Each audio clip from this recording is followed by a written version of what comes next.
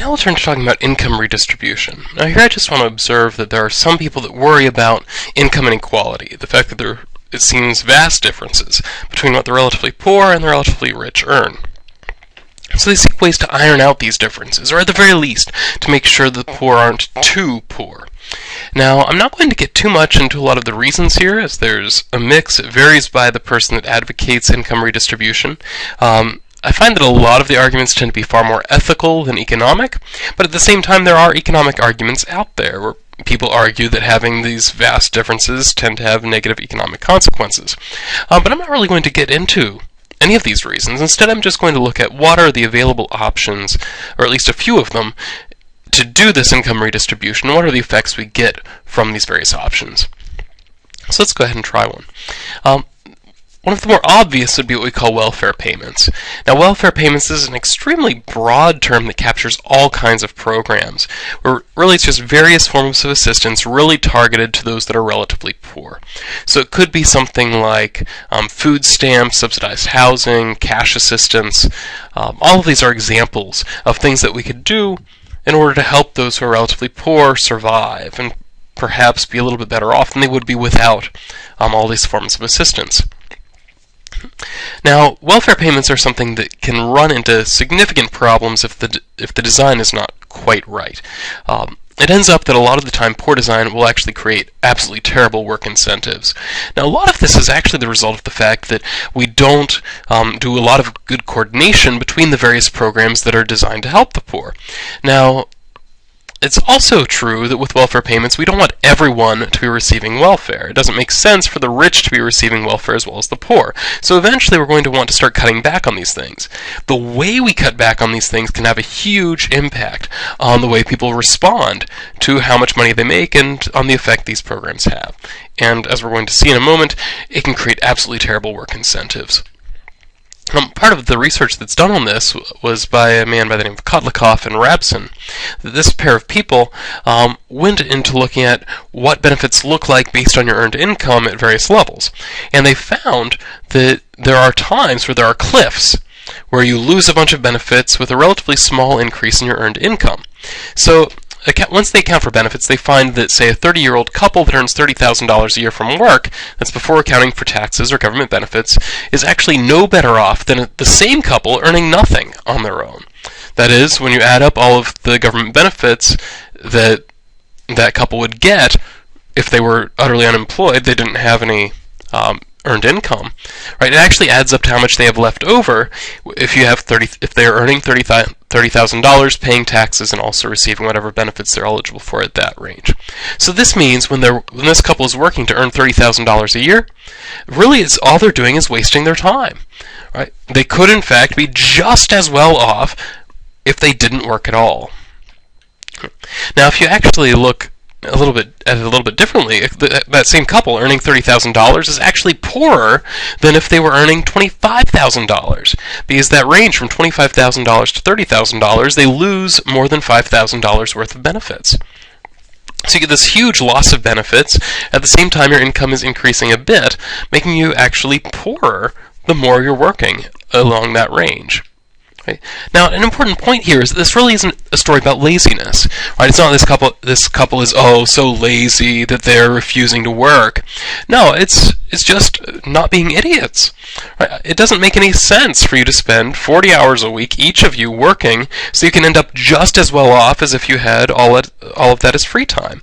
Right? It's not that you're lazy, it's just that you're not stupid. Right? You're not going to work for absolutely no effect on your own well-being. And that's the problem with the design of a lot of these, is that it's not just that we have lazy people that get on the system and just like not working.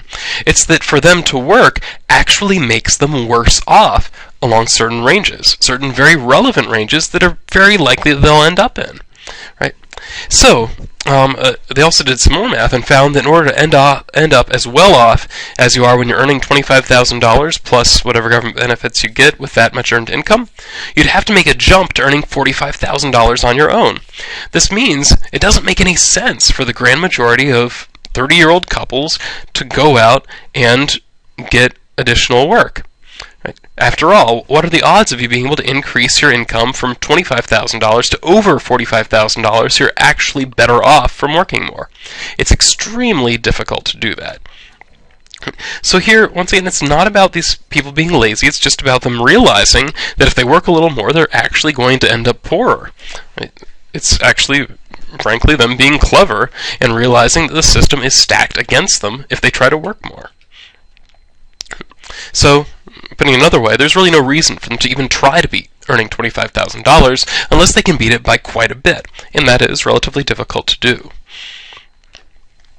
This then leads economists to look for another option. If these welfare payments tend to be poorly designed, is there a simple system we can put in place to replace them that doesn't have this horrible flaw where you're actually poorer from working more?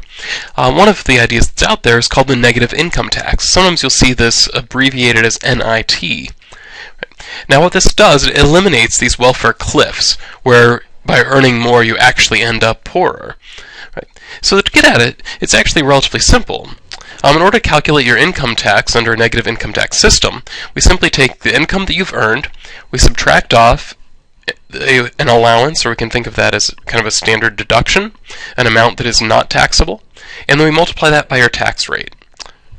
Once we do this math, we're going to end up with a number. That number might be positive if your income is above the amount of your allowance, at which point you'd pay that as a tax, or it might be a negative number, where your income is less than your allowance, so your income tax would be negative.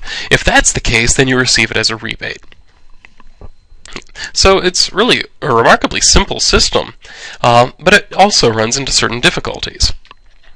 Some problems it runs into is it's very hard to balance really three concerns that we want a system to deal with poverty to actually try to balance. The first is that we want to have the poor be able to survive. Now, we could imagine here, suppose somebody doesn't earn any income. Right, so their income is zero. For whatever reason, they couldn't find a job, they're unable to work this year or whatever. Right, so according to the system, the income they would have is just from this benefit they receive. So suppose that we set the allowance at something like $20,000 and the tax rate at, say, 20%. In that case, this person would get a $4,000 rebate check, and that's what they're expected to live on for an entire year. Now, naturally, living on $4,000 a year is going to be extremely difficult. Honestly, for a single person, if you're out there living on your own, finding some place to live itself for under $4,000 a year is virtually impossible in most places. Right, so living on $4,000 a year is probably not going to be doable, certainly not once you start throwing in a family. Right, so the ability of the poor to survive is a very important thing. Now, in order to allow the poor to survive on the system, we would have to make the allowance very, very high, or we'd have to make the tax rate very, very high. But both of these have very negative consequences. One problem would be if we increase the allowance to a very high level, right, so that this negative income tax would be enough to live on for somebody that didn't manage to earn an income one year, it would lead expenses to be outrageous, because virtually everyone would have an income below that allowance. For example, we could set the allowance at, say, $100,000. 20% tax rate, you end up with a $20,000 tax refund if you couldn't work that year. $20,000 is not going to make you wealthy, but it is probably livable for most people, at least for some short period of time. Right. The problem then is that anybody that earns less than $100,000 is going to end up getting a tax rebate. It's going to be an extremely expensive system, as the grand majority of Americans earn less than $100,000 a year. Right, so that's a problem. Now, another way around that concern would be to increase the tax rate. But as soon as we do that, we diminish the incentive to work. Right, the higher the tax rate is, the less you get to keep from any additional earned income. Right, so we end up with this problem. How do we balance these three? It's not obvious that we really can. To keep expenses reasonable, we have to keep the allowance low. To keep the incentives to work, we have to keep the tax rate reasonable. But if we push both of those down, it diminishes the ability of the poor to survive on the system. Another possibility, which is far cheaper for the government, would be minimum wages. Just put in place a minimum wage that assures that anybody that actually has a job is going to earn a certain amount of money. This allows us to avoid the high expenses of, say, a welfare system or of the negative income tax, simply by setting a minimum legal wage. A nice thing about this is that enforcement is very easy too, in that employees have something of an incentive to report their employers and say, hey, they refuse to pay me the minimum wage, make them do it. Right? So it's a relatively cheap system to implement. Yet it also runs into problems. Now, we'll lay out the reasoning behind these problems later in the course, actually much later in the course, but for now, let's just say it tends to lead to more unemployment. This isn't shocking. If you push up the wage, we know that you're going to tend to hire fewer people. This is something we've reasoned about when we talked about the demand for labor. So since we're hiring fewer people, and yet, generally speaking, more people are going to look for work, we end up with people having a harder time finding a job. Lots of people looking for work, not a whole lot of work is available. Right? So on average, we expect this to lead to more unemployment. Some evidence that it might is just looking at teenage unemployment rates.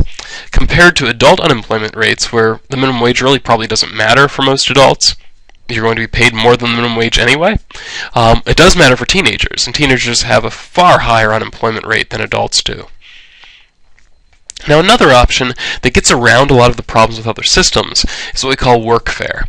Workfare is really an exceptionally broad term. A lot of different proposals have gone under this name over time. What I really mean here is that the government will provide you, guaranteed, a very low-wage, unskilled job to anyone who wants it. So you can't find a job doing something else, come to the government, you can work for us, we'll find something for you to do, but you're not going to make very much. You're going to make actually very, very little doing this. Perhaps even less than the minimum wage is one way that this might possibly be structured. Now, the nice thing about this is that it ameliorates the expense of the negative income tax. Right? The negative income tax is something where we hand it to everybody. Here, it's going to kind of ameliorate that by actually having people earn a certain amount of their income. Right? So you have to earn something, you actually have to work in order to get this benefit. At the same time, it would also help to alleviate the problems of the minimum wage. Right? If we do have a minimum wage in place, we know there would tend to be unemployment. Well, this is a way that we can soak up some of those unemployed people. At the same time, because this government employment is so low wage, there's a reason for people to want to get off it and to start establishing work in other areas. So this would maintain reasonable incentives to go and find a job yourself. Now, the problem is that this is still potentially very expensive. If we look at, say, the United States right now, we're looking at unemployment, I forget what the exact figures are, but something like 10 million people or so are probably unemployed. I think it's actually somewhat more than that. Right, so we have over 10 million people unemployed. We're going to have to pay each of them at least a reasonable salary, very, very low, but reasonable, something like, say, $10,000 a year. That's still substantial. Right, 10,000 times this 10 million, we end up with $100 billion that has to go toward this program. Now, in terms of government accounting, that's not outrageous, but it is potentially very expensive, and we would still have to pay for this somehow. Right, so all of these systems do have problems with them. So it's just a matter of coming in and saying, is the benefit we receive from the system worth the potential problems that come along with it?